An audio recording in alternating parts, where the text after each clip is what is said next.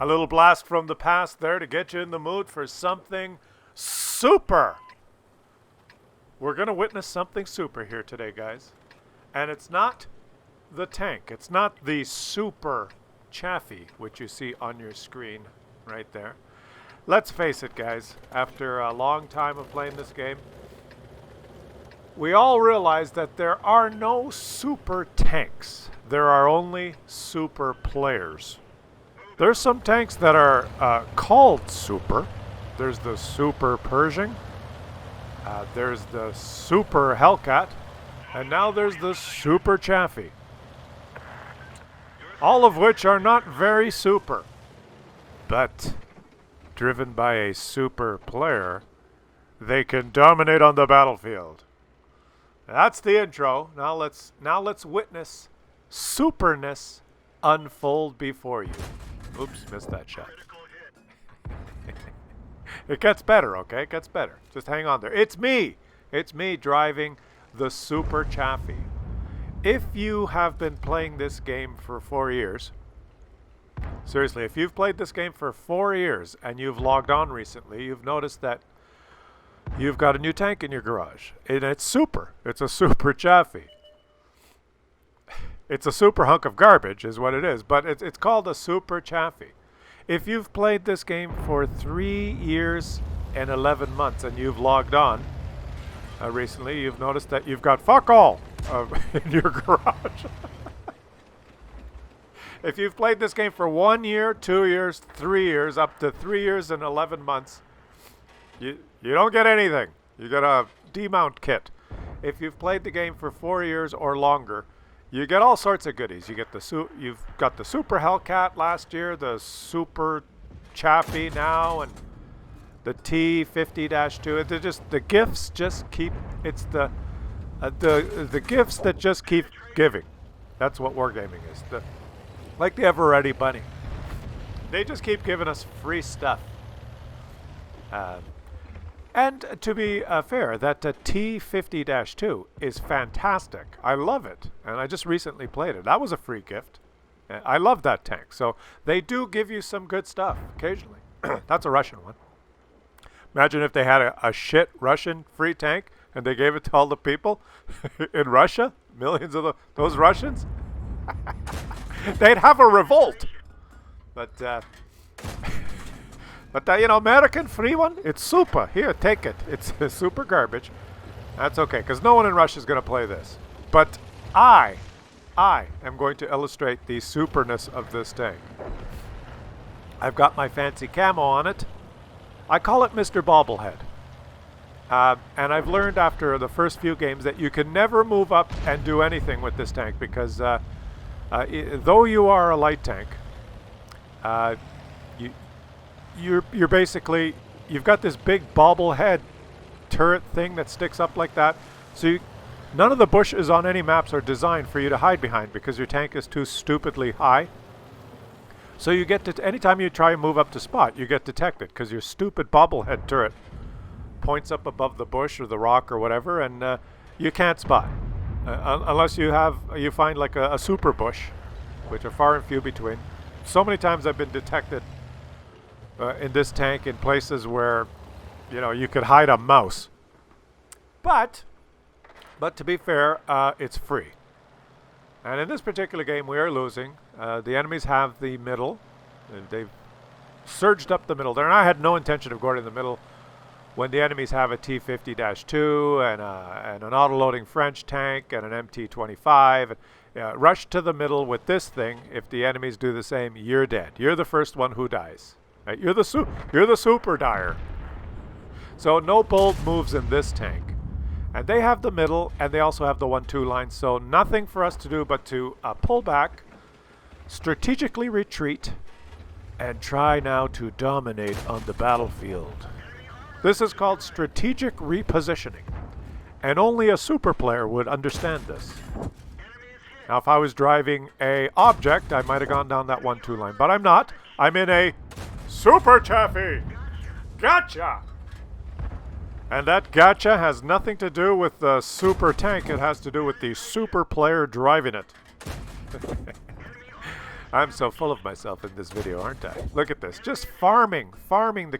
Why would I want to fight a KV-2 where he can see me when I can fight a KV-2 from where he can't see me? Because if the KV-2 can see me, then I'm a dead super Chaffee. One shot. But if he can't see me, well, then he's a blind KV-2. Look at my little buddy here in the Type 64. I got to shout out to this guy. This guy, you helped me be super in this game. This little guy here on my left, he's in the comments, and I think he watches the videos. And shout out to you, buddy. We had an amazing game here. We're gonna dominate on the battlefield. Let's just keep watching, because in situations like this, patience is a virtue. You just... Sometimes there's no better thing to do than to just be patient. And my little buddy there remains patient and gets rewarded, because now the KV-2 has moved forward. And I'm going, oh shit, I should have been patient. Let me whip my turret around and help you out, buddy. I'm super Claus to the rescue. Once again, that kill had nothing to do with the tank being super. Simply the super driver. Now, this tank here is kind of like the T-37 American light tank, but worse in pretty much every way. Just think of it like that. It's free, so it's worse in every way. Whereas the free Russian one, the T-50-2, is kind of unlike any of the other Russian Tier 6 tanks, and it's kind of better in every way. All right, what do we do here? I am repositioning so that we can get these guys in a crossfire, and I would have liked it if this thing was a little bit faster, but it's not. I'm going as fast as I can. I'm going to get to that little area there in the... you know where I'm going. I'm heading over here. There's a little spot on a ledge where I can help out my Type 64. Can he take out... Yes! He got him. Wait, well done, buddy. Well done, buddy. 12. And now I can help you. We've got this guy in a crossfire. Just stay alive, buddy. Stay alive, and I will pump shots into him. Just use my super aiming techniques. Oops, I missed that one. And I can just keep pumping the shots away. Come on. Yes. We whittled them down. Don't die, my little buddy. Is he going to die? He's running away. He's doing the best he can. I gotta go help him. Just slowly die. Oh, my buddy died. All right, I'm going to zoom in there. Zoom in there and take this guy out. Oh, if I can maybe get him before he kills... Oh, shit, I think I'm spotted. That's not good. They've got an artillery. And I don't want to pull out and take a big hit here. I've got to... All right, what do? I got to go kill that guy. I want to keep moving so I don't get hit by artillery. There's the artillery shot is missed. Okay, so I've got about 30 seconds, maybe a little less, probably 20 seconds. Super Claus, put your thinking cap on. What do? You wait for that guy to commit, and then you go. Oh, the artillery put a good shot into him. Can I save the artillery before he kills the artillery? Can I... Back up! Can I save my artillery? Go. No, I can't save... Okay, it's just me. It's just Super Claus. What do I do, Super Claus? Well, it's easy. You just drive in, take the hit, take him out. Yeah, repair quickly. Spend credits. 40,000 credits spent. Wargaming, you win. And try and avoid the artillery shell. Which I did. Super Claus! Any artillery shot that this tank faces will be a direct penetration. If they hit you, you're dead, basically. It's got the big bobblehead with basically has no armor. If you get hit by any HE, you're dead from any artillery or a KV-2 or any high caliber gun that you may face. So that was lucky. So now I have to be careful. I have to be very careful. Well, this is about the time where you need the pompous douchebag to do the commentary, to explain how how easily the Unicoms do it. Why don't we invite Mr. Pompous Douchebag to do the rest of the commentary? Mr. Pompous Douchebag, would you like to do the commentary? All right, well, it's simply a matter now of closing the gap so that we can fight more effectively. And if we approach from this particular direction here, we can put the rock in between us and the enemy. And change our angle along the low ground here, remaining undetected, so that we can approach from behind as he foolishly expects us to be. On the other side of the map, this will give us the element of surprise, and as well throw the enemy artillery off.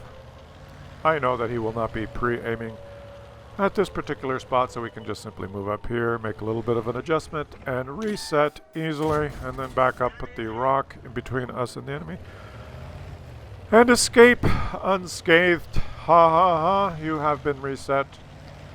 Now we will fool you once again. We will just do a little bit of a turn here, so you think that I'm coming back, and as I disappear from your screen, I will also disappear from this location easily, running away before you have time to react.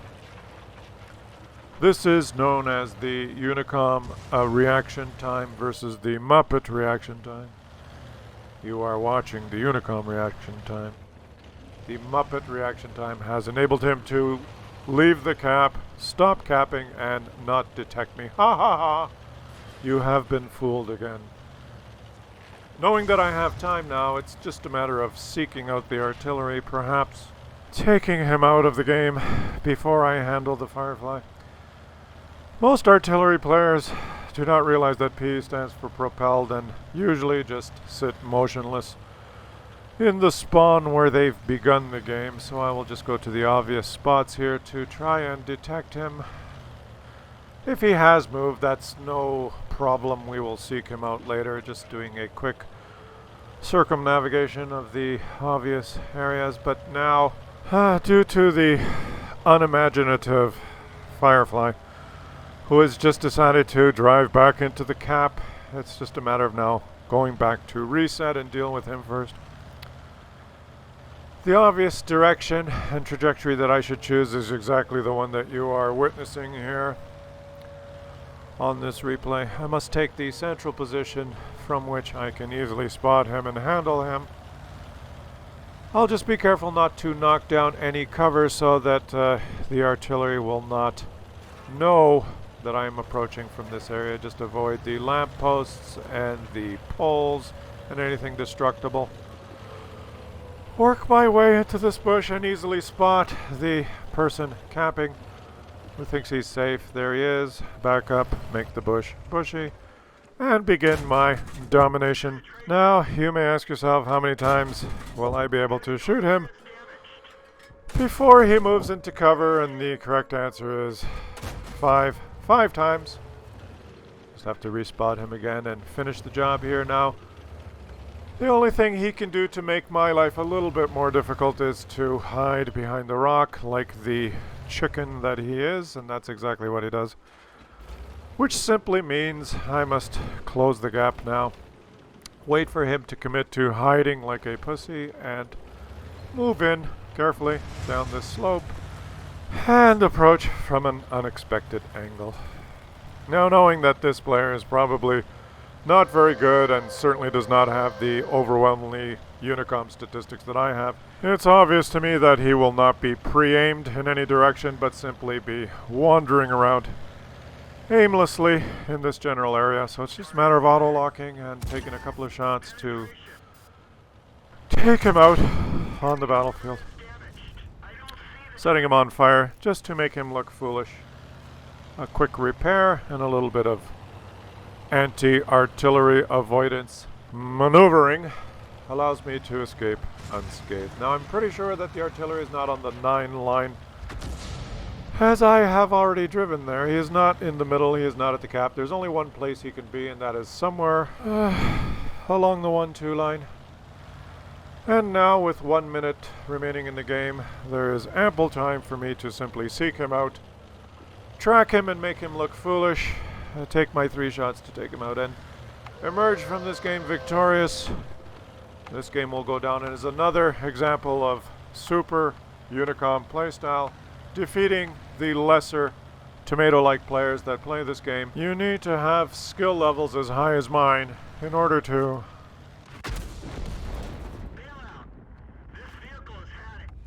Don't you hate the pompous douchebag? I hate that guy. Well, Ace Tanker, Ace Tanker. Shout out to Mal16 in the Type 64. We tried our best, guys. We tried our best. We lost a shit ton of credits because, well, let's face it, this tank is free and it's a hunk of garbage. And you should probably sell it so that you have a free garage slot. Happy fucking holidays, everyone. I'll catch you on the next one.